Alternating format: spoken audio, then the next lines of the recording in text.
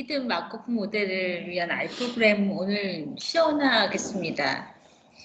그러니까 프로그램을 보시기 전에 우선 데이터를 뭘 가지고 히든 마코프 모델을 하는지 얘기를 들으신 다음에 R 프로그램 얘는 어떻게 생겨먹은 건지 한번 보시고 난 다음에 시연을 하고 그 후에 프로그램 결과로 나오는 파이 A, B 값, 즉 초기화확률, 전이확률, 방출확률이 만들어진 결과하고 전이확률 그림하고 만약에 교육에서 HMM을 한다라고 하면은 어떤 것들이 필요할지에 대해서 말씀드리겠습니다. 데이터를 먼저 볼게요.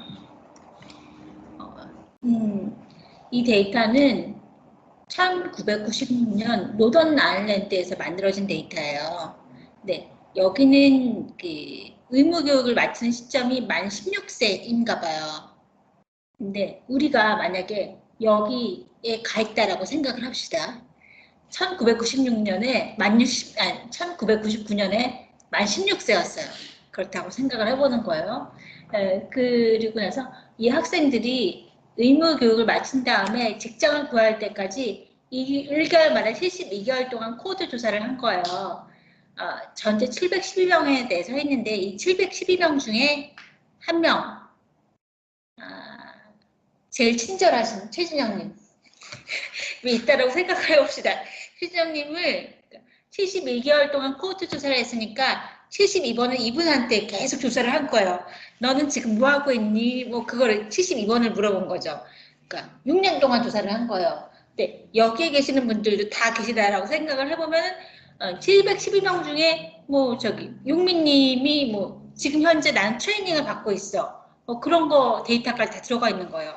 그렇게 돼 있는데 이때 여기서 HMM을 수행한 목적은 학생들이 직장을 구하지 못하면 이건 페일했다라고 생각을 하는 거거든요. 그래서 직장을 구하지 못한 상태에 가지 않도록 조기에 발견을 해서 조치를 하기 위해서 HMM을 만들었다라고 얘기를 하고 있어요.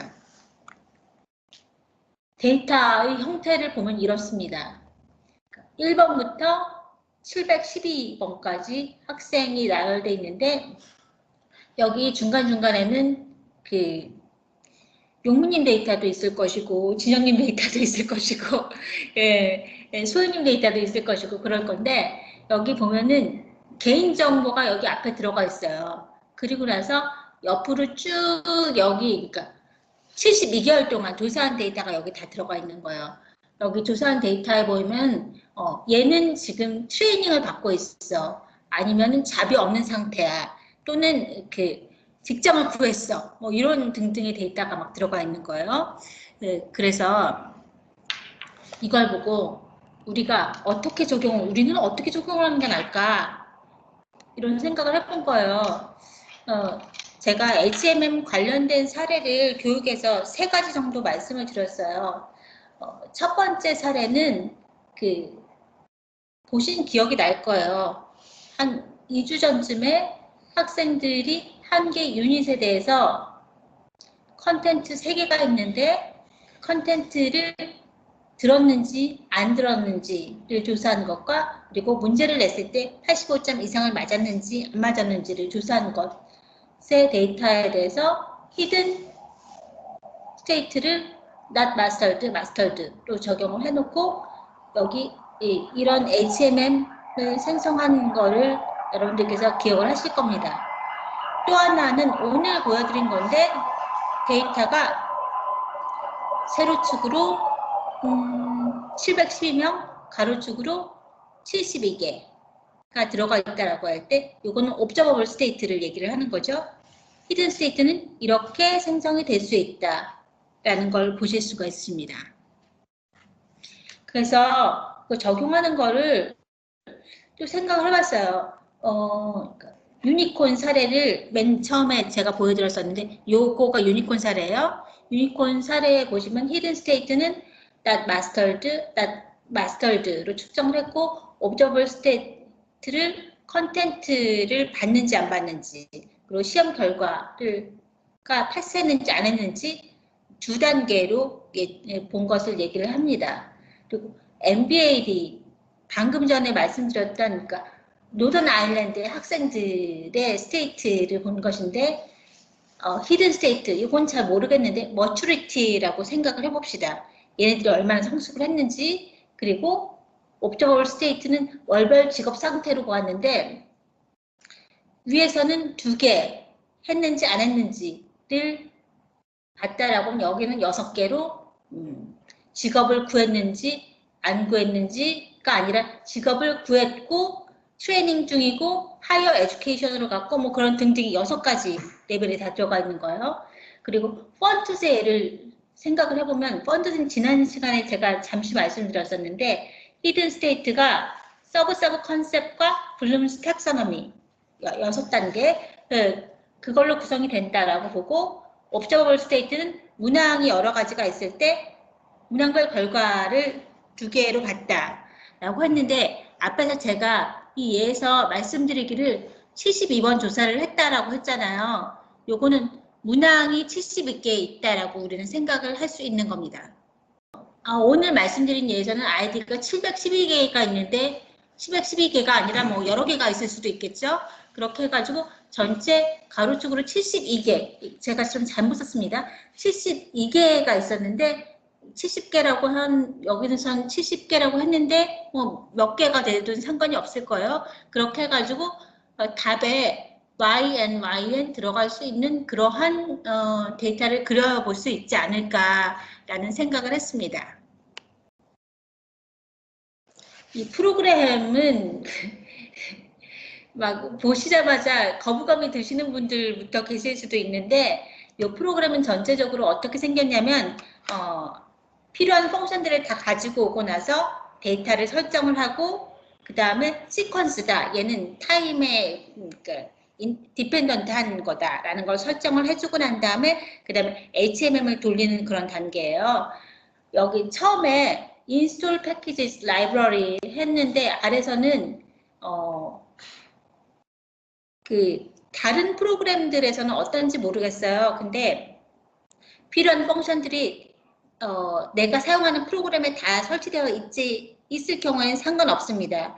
근데 여긴 R 같은 경우에는 필요한 프로그램을 항상 그러니까 프로그램을 만들 때마다 설치를 해요. 그렇기 때문에 인스톨 패키지즈 했고 나는 HMM에 대해서 할 거야. 그러니까 SEQ, HTMM이라고 설정을 해놓고 그 다음에 인스톨 패키지즈 한다라고 해서 라이브러리를 불러오지는 않습니다. 그래서 라이브러리에는 펑션들이 있어요. 내가 사용할 펑션들이 있는데 거기서 SEQ, HMM을 사용하겠다라고 설정을 해줍니다. 그리고 나서 제가 데이터를 가지고 온다고 그랬죠. 데이터는 트레마이널이라는 그러니까 여기 시퀀스 데이터가 들어가 있는데 그 중에서 MVAD라는 걸 활용을 하겠다라는 거를 여기서 얘기를 해줍니다. MVAD라는 것은 방금 전에 설명드렸던 그 데이터를 얘기를 하는 거고요. 그 다음에 그냥 데이터를 가지고 오면 그냥 매트릭스에 불과합니다.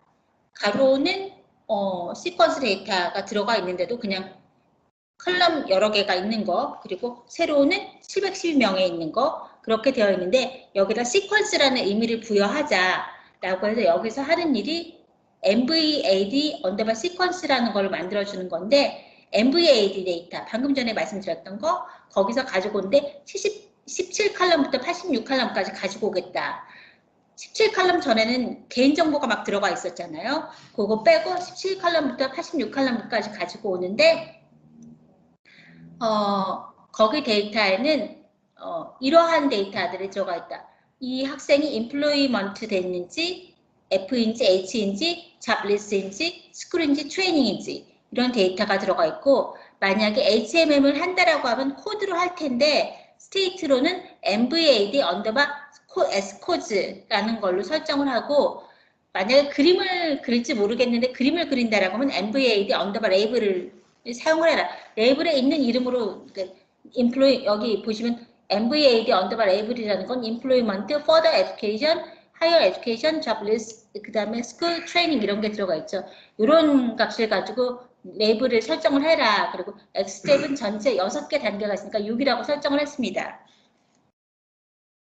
그리고 나서 모델을 초기화를 하는데 HMM을 돌리려면 맨 처음에 파이 A, B 확률이 어떤 값을 가지는지를 설정을 해줘야 되잖아요. MVAD SEQ라는 걸로 HMM을 만들고, 그런데 초기 확률, 전이 확률, 그리고 방출 확률을 이런 걸 써라 라는 거를 얘기를 했어요. 여기 넣는 값은 여러분들께서 아무렇게나 넣으셔도 상관이 없습니다. 하지만 데이터에 근거해가지고 아무렇게나 넣으셔야 되겠죠. 네, 그리고 나서, 그러니까 모델을 생성을 하는데, 예, 원래 초기화했던 이 값을 가지고 와서 모델을 만들고,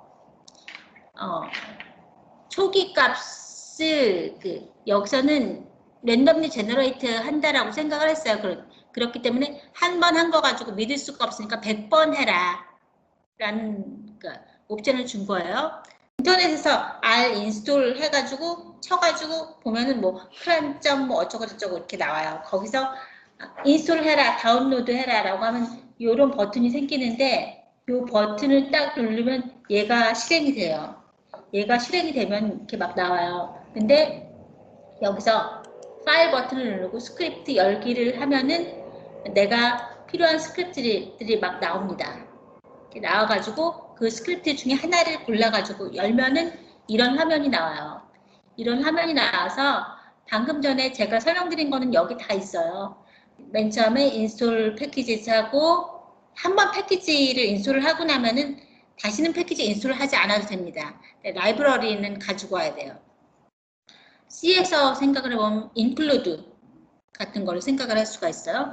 그리고 데이터를 불러오고, 그 다음에 시퀀스 생성을 하고, 초기 확률, 전이 확률, 방출 확률 지정을 하고, 그 다음에 모델 초기하고 모델 생성을 하고, 모델 파라미터 프린트 하는 거가 나왔는데, 이런 결과가 나와요.